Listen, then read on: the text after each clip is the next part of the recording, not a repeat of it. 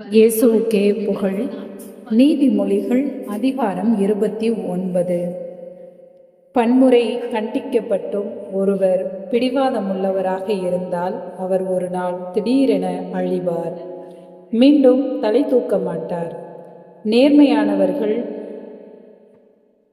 ஆட்சி செலுத்தினால் குடிமக்கள் மகிழ்ச்சியுடன் இருப்பார்கள். பொல்லார் ஆட்சி செலுத்தினால் அவர்கள் புலம்பிக் கொண்டிருப்பார்கள். ஞானத்தை விரும்புவோர் தம் தந்தையை மகிழ்விப்பார்.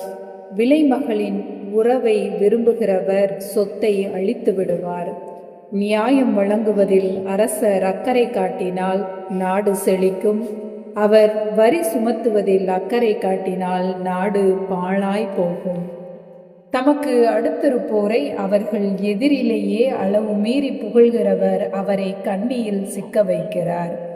தீயவர் தம் தீவினையில் சிக்கிக்கொள்வர், நேர்மையாளரோ மகிழ்ந்து கலிகூர்வர்.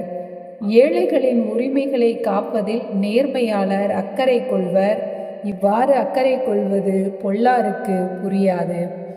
வன்முறையாளர் ஊரையே கொளுத்தி விடுவார். ஞானமுள்ளவர்களோ மக்களின் சினத்தை தணிப்பார்கள். போக்கிரியின் மீது ஞானமுள்ளவர் வழக்கு தொடுப்பாராயின் அவர் சீருவார். இகழ்ச்சியோடு சிரிப்பார், எதற்கும் ஒத்து வரமாட்டார். தீங்கறியாதவனை கொலைகாரர் பகைப்பர், நேர்மையானவர்களோ அவருடைய உயிரை காக்க முயல்வார்கள்.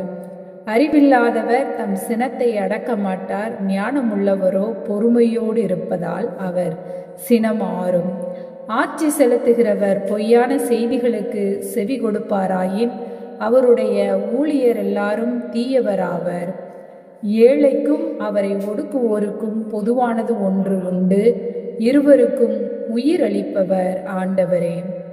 திக்கற்றவர்களின் வழக்கில் அரசர் நியாயமான தீர்ப்பு வழங்குவாராயின் அவரது ஆட்சி பல்லாண்டு நீடித்திருக்கும். பிறம்பும் கண்டித்து திருத்துதலும் ஞானத்தை புகட்டும். தம் விருப்பம் போல் நடக்க விடப்பட்ட பிள்ளைகள் தாய்க்கு வெட்கக்கேட்டை வருவிப்பர். பொல்லாரின் ஆட்சி தீவினையை பெருக்கும், அவர்களது வீழ்ச்சியை நல்லார் காண்பர். உன் பிள்ளையை தண்டித்து திருத்து, அவர் உனக்கு ஆறுதல் அளிப்பார், மனத்தை மகிழ்விப்பார். எங்கே இறை வெளிப்பாடு இல்லையோ அங்கே குடிமக்கள் கட்டுக்கடங்காமல் திரிவார்கள். நீதி போதனையின்படி நடப்பவர் நற்பேறு பெற்று மகிழ்வார். வெறும் வார்த்தைகளினால் வேலைக்காரர் திருந்த மாட்டார். அவை அவருக்கு விளங்கினாலும் அவற்றை பொருட்படுத்த மாட்டார்.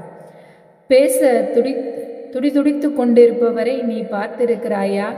மூடராவது ஒருவேளை திருந்துவார், ஆனால் இவர் திருந்தவே மாட்டார்.